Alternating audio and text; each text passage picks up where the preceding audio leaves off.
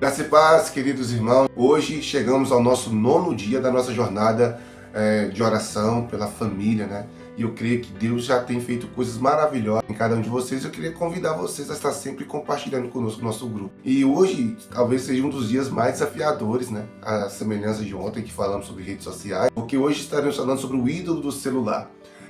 Mas antes, quero deixar um texto, Salmo 46:10, que diz: aquietai-vos e sabei que eu sou Deus e serei exaltado entre as nações e serei exaltado sobre a terra. O texto é muito poderoso, exatamente porque nós estamos vivendo um dos períodos mais conectados da humanidade. Nunca tivemos tantas pessoas ligadas em redes sociais e, paradoxalmente, vivemos tanto afastado, desconectado emocionalmente. E aí entra a questão que o celular não é um problema, assim como a rede social não é.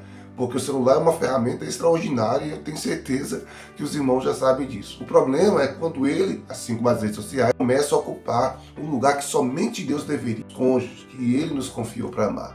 O ídolo é tudo aquilo que recebe mais atenção, mais tempo e mais devoção do que deveria. Então a gente tem que ter um sinal de alerta. É por isso que eu tenho que fazer uma pergunta muito clara com os irmãos, porque assim, a gente precisa saber o que tem governado os nossos momentos de família, Deus ou as notificações. Só para você ter ideia, queridos, os dados mostram que, segundo o IBGE, em 2025, cerca de 167,4% dos brasileiros possuíam um celular pessoal. E isso equivale a 89,8% da população de 10 anos ou mais. Entre os adolescentes, essa 12 a 19 anos, chega a 88,5%. Isso demonstra que o aparelho está presente, sabe, desde cedo na vida das famílias. Inclusive, o Brasil hoje conta com 217 milhões de conexões móveis ativas. Sabe, isso é superior à população do Brasil. Então, assim, além de termos todos esses números, nós temos hoje aproximadamente 183 milhões de usuários de internet. Então, assim, dá para perceber que estamos muito conectados e praticamente o tempo todo. E aí, aquela questão, porque assim, existe a diferença entre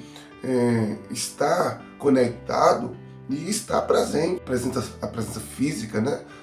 Da conexão emocional.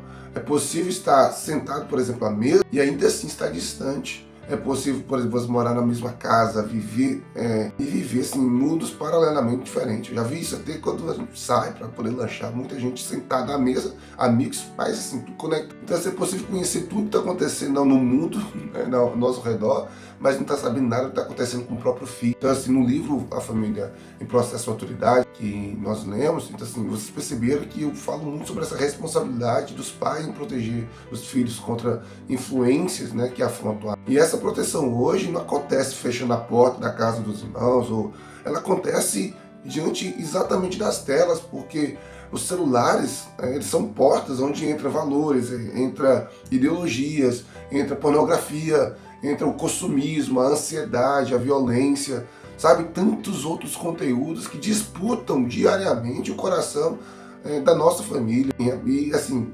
diretamente, sabe? Entre Deus e essas coisas. Por isso proteger não é simplesmente, não pode. Não é isso, mas é ensinar a ter discernimento, é caminhar junto, é estar presente, é conversar, é discipular, sabe? E assim, nenhum algoritmo substituirá a influência que os pais presentes exercem sobre os filhos. E nenhuma inteligência artificial substituirá uma família que ora, mas e nem assim, só que acontece que a família não tem hora, os pais não estão preparados, as redes sociais têm tomado conta, né?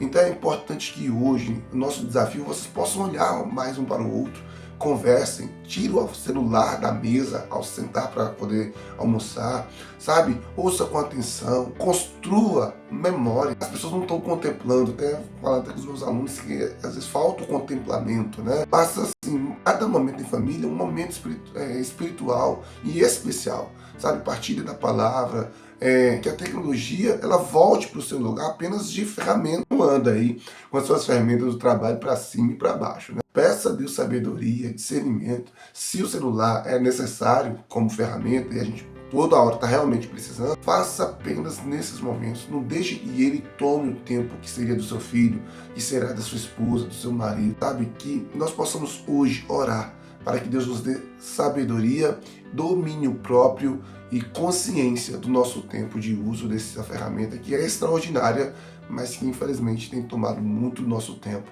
roubado tempos preciosos de pessoas que de fato mereciam ter. ok? Então eu quero orar com você e pedir a Deus para te dar sabedoria, me dar sabedoria, porque é uma luta para todos nós. Pai, em nome de Jesus, eu quero te agradecer por esse tempo, por esse dia e pedir que o Senhor nos dê sabedoria no uso desse equipamento, desse aparelho, desta ferramenta, que ele não tome, Senhor, espaço, não tome espaço do cônjuge, não tome espaço do aprender, do crescer, do ler, do partilhar, da comunhão, que nós possamos olhar mais nos olhos do outro, ouvir com atenção e poder, Senhor, partilhar mais, construir momentos de alegria, memórias que vão ser levadas para o resto da... Em nome de Jesus, Pai, eu peço que essa família possa ter disciplina, construir a disciplina no uso dessa ferramenta. É o que eu te peço no nome do teu Filho Jesus. Deus te abençoe. Olha, não esqueça de orar pela família em processo de maturidade hoje, tá bom?